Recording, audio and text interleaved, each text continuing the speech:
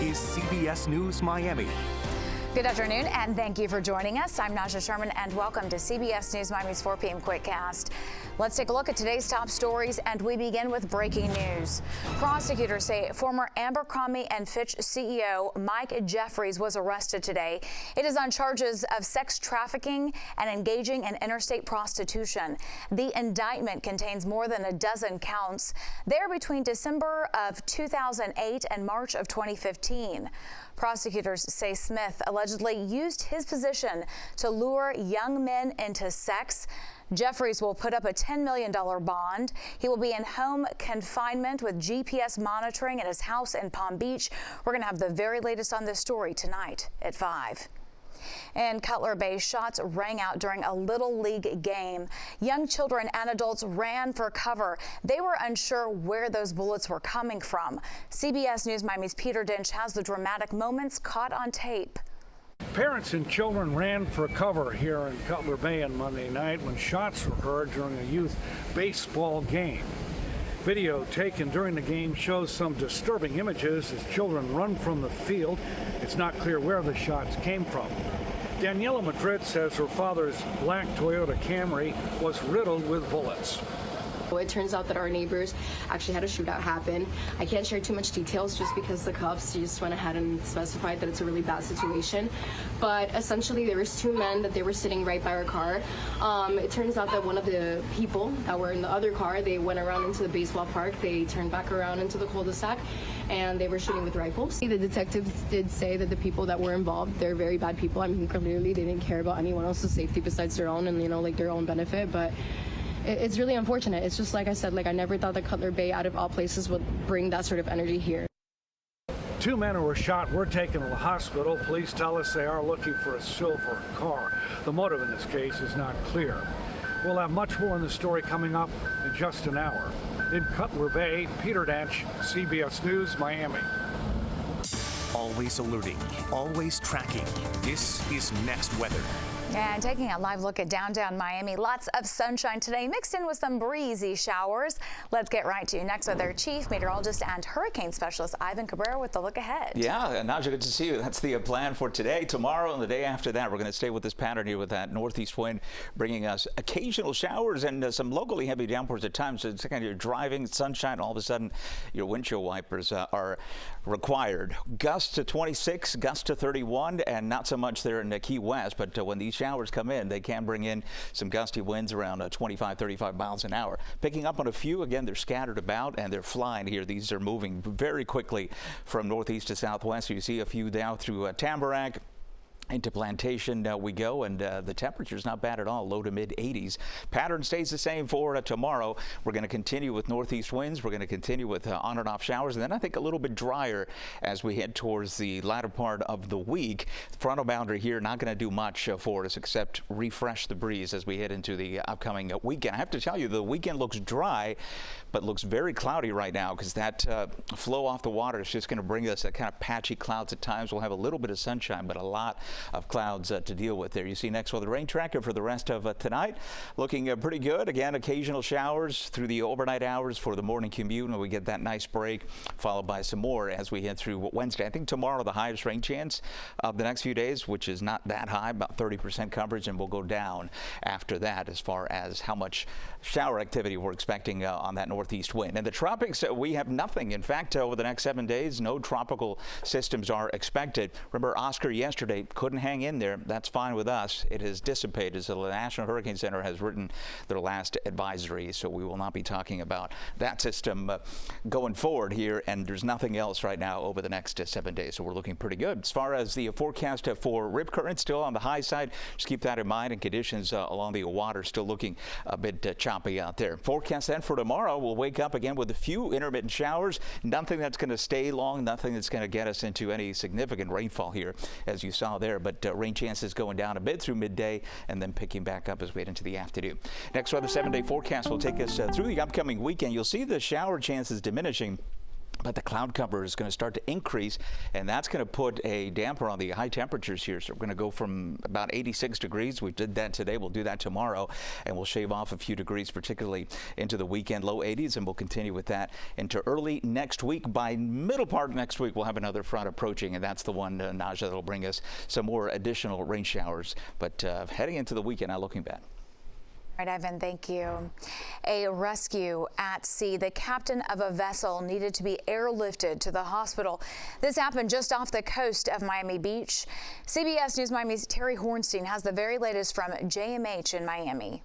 They tell me the captain was still breathing when they were rushed here to the hospital. But let's show you that video once again from that rescue at sea. Take a look at your screen here. This is video from Chopper 4. You can see the captain being put onto a backboard and then loaded up Miami-Dade by Miami-Dade Fire Rescue after somehow falling on board this ship and collapsing. Air Rescue secured the captain and then pulled them up using that helicopter you can see in this video here. And you can also see in this video the rough surf as the captain was lifted from the boat. Now, according to the Coast Guard, the call came in just after 9 this morning. The Coast Guard and Miami-Dade Fire Rescue responded to the ship offshore off the coast of Miami. They tell me the captain was rushed here to where I am right now, to Ryder Trauma Center. The ship, the Atlantic Power, is registered out of New Orleans. Now, I did ask Miami-Dade Fire Rescue as well as the Coast Guard how that captain is doing right now. The condition of the captain, they tell me that is unclear at this time. Of course, as soon as we learn more about what led up to this fall and how that captain is doing, of course, we'll let you know. In Miami, Terry Hornstein, CBS News, Miami. Now to the race to the White House. Former President Donald Trump is back in town campaigning for the second time in a week. This is video from Trump National in Doral. He's meeting with Latino leaders. The former president has been pushing to get more of the undecided Latino vote before the election. The biggest thing is the border, because the border is destroying our country. It's really destroying. I think the economy is bad, but I think and it's made really bad by the horrible inflation that was caused. Several prominent state Republicans were also at today's event. We have a crew there, and we'll have full coverage of what happened tonight at 5. Former Democratic House Speaker Nancy Pelosi was in Miami today. It was for a women's Get Out the Vote breakfast. She joined Miami-Dade Mayor Daniela Levine Cava and other local leaders. They're pushing for Florida Democrats to hit the ballot box with early voting underway. The former House Speaker also talked about Amendment 4. That's where voters will decide on abortion rights in our state. And this Amendment 4 is a democracy issue. It's about freedom for families to make their own Pelosi also spoke about Vice President Kamala Harris, calling her underestimated. And don't forget, in-person early voting is officially underway in Florida and will last through November 3rd. Registered voters can go to one of dozens of early voting locations and cast their ballot. Polls in both Miami-Dade and Broward open at 7 a.m. and close at 7 p.m. Polls in Monroe County are open 8:30 a.m. to 5 p.m. through November 2nd. The deadline to request a vote by mail ballot is this Thursday, October 24th. When we come back, Tua says he is ready to get back on the field after suffering another concussion. But not all Doll fans are on board for him to play. Reaction coming up. Welcome back to CBS News Miami's 4 p.m. Quickcast. Now to the Fins on CBS Miami. Dolphins fans have mixed feelings about the return of Tua. The team cleared the quarterback to return to practice. It is less than 6 weeks after his third concussion in 2 years created concern about his future.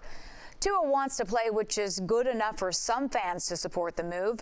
Others say it will be harder than ever to watch Tua play. You are worried when he's moving out of the pocket, if he's going to run, is he going to slide, which I hope he does. You know, you're not in college football no more. These guys are bigger, faster, stronger. 100%. Because now every snap, you're worried about Tua's health. You're not concerned about a touchdown. You're not concerned about anything. You're just like, when's the next hard hit going to land this guy on the ground? And now he's stiff. Some fans say Tua's comeback feels like an opportunity to see devotion lead to success that all of South Florida can celebrate. On the Health Watch, there is another major food recall. It is tied to potential listeria contamination and more than 600 frozen waffle products. They are being recalled. Treehouse Foods says bacteria was detected through routine testing at one of its manufacturing facilities. Products are sold at big retailers like Walmart, Target, and Publix. So far, there have been no confirmed reports of illnesses or deaths due to the waffles. Consumers should throw out recalled products or return them to the store for a refund. Pack your bags, but leave the PDA at home. A New Zealand airport has put a time limit on those long goodbyes in the drop-off zones. Travelers have just 3 minutes to wrap it up with their loved ones and move it along. Airport officials say the Cuddle Cap is about reducing congestion, and they're trying to keep a sense of humor about it. We don't have hug police, not yet anyway, and if people overextend their hugging time, that's okay, but really the message here is just getting it front of mind for people to kind of help create space for others to drop off and also have their hugs. They add that 3 minutes is actually quite a long hug. Passengers who need a little extra time can move over to the parking lot, and that's where they can hug it out for 15 minutes before parking fees kick in. That is your CBS News Miami Quickcast. I'm Najahe Sherman. Stay tuned for more news right here on CBS News Miami, and have a great day.